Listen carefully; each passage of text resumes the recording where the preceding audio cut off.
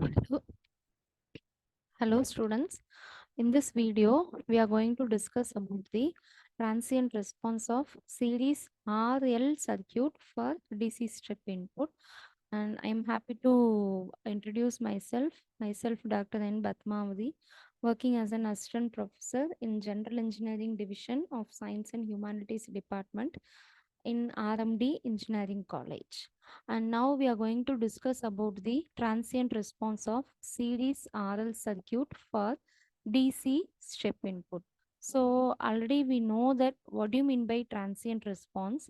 So transient response is nothing but, so whenever there will be having an resistance, along with that resistor, if you have a capacitive and inductive element, then definitely there will be having some transient is there. So the transient that may be varied depending upon the type of elements that will be connected in a particular circuit. So in the previous video, we discussed about the transient response of RC circuit. And now in this video, we are going to discuss about the transient response of RL series circuit. So in this video, so see to that now we need to draw the series RC circuit in a rough way. Series RL circuit.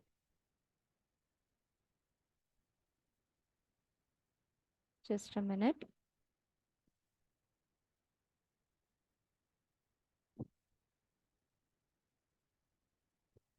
So consider we need to apply the DC step input. So we have a circuit like this. Then after that we need to apply the resistor.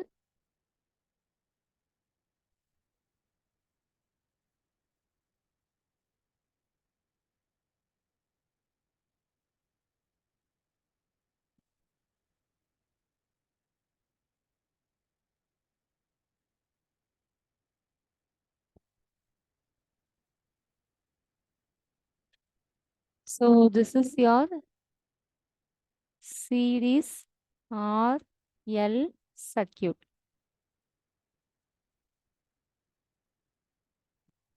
So we need to apply the DC step input.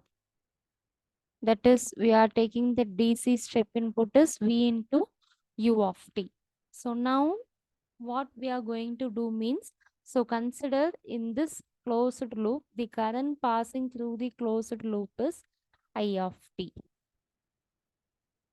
So our objective is we need to find out what is this I of t value across each and every element, and what it happens whenever your time interval is 0 to infinity. So that is our objective. So see to that here, your response of series RL circuit is now given by this equation. How you are deriving this equation means that is based on your KVL, because this is your closed loop. So in this closed loop, whenever we have a closed loop, we need to apply the KVL. So already we know that what is your KVL. KVL is nothing but in a closed loop, your sum of the voltage drop, that is equivalent to voltage, sum of the voltage rise, that is equivalent to voltage drop. So here the voltage rise is given by V into U of t, and voltage drop is given by R into I of t plus L into d by dt of I of t. D by dt of I of t. So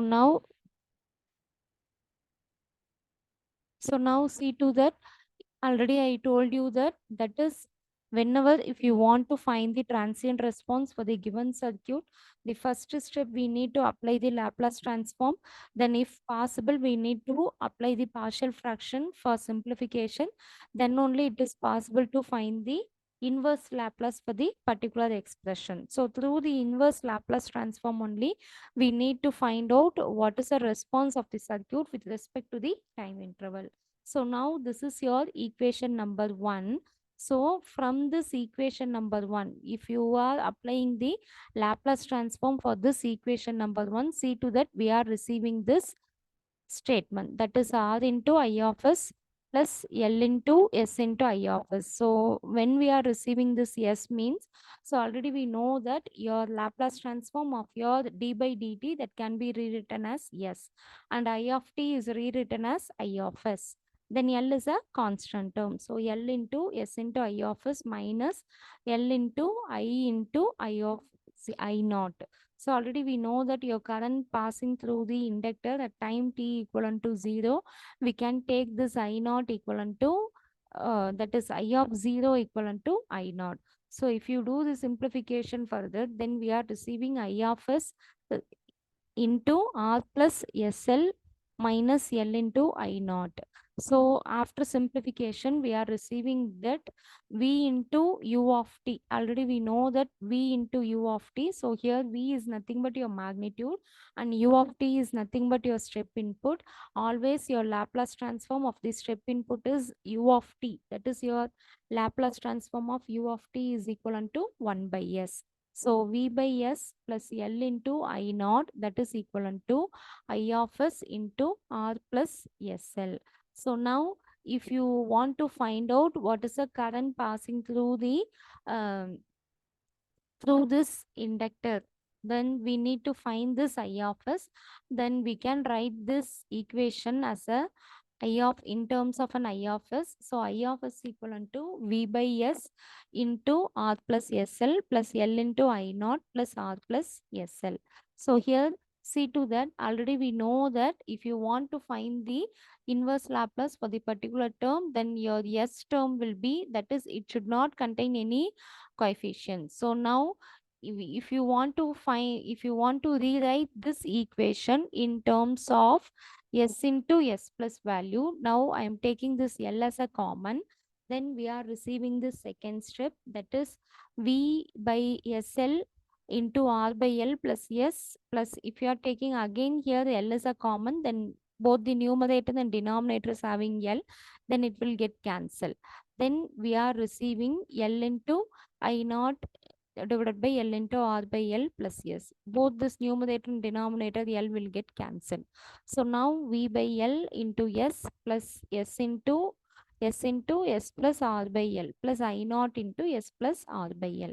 So now we need to take this expression, because already we know that our I naught value, okay, that is your initial current at time t equivalent to 0.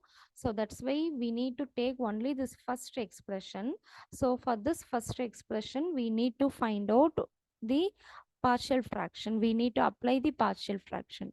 So if we are applying the partial fraction here, then we are receiving our A equivalent to V by R and B equivalent to minus V by R.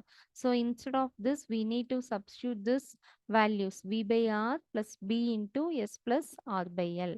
Okay, then instead of B, we need to substitute here minus V by R, and here A, instead of A, we need to substitute V by R.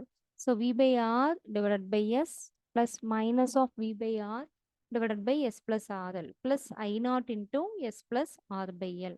So if you want to find the inverse Laplace of this equations on both sides of this equation, then I of S that can be rewritten as I of t.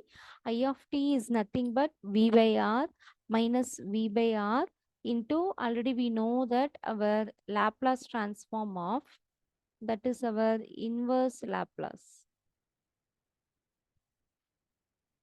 Inverse Laplace of the equation 1 by S plus A,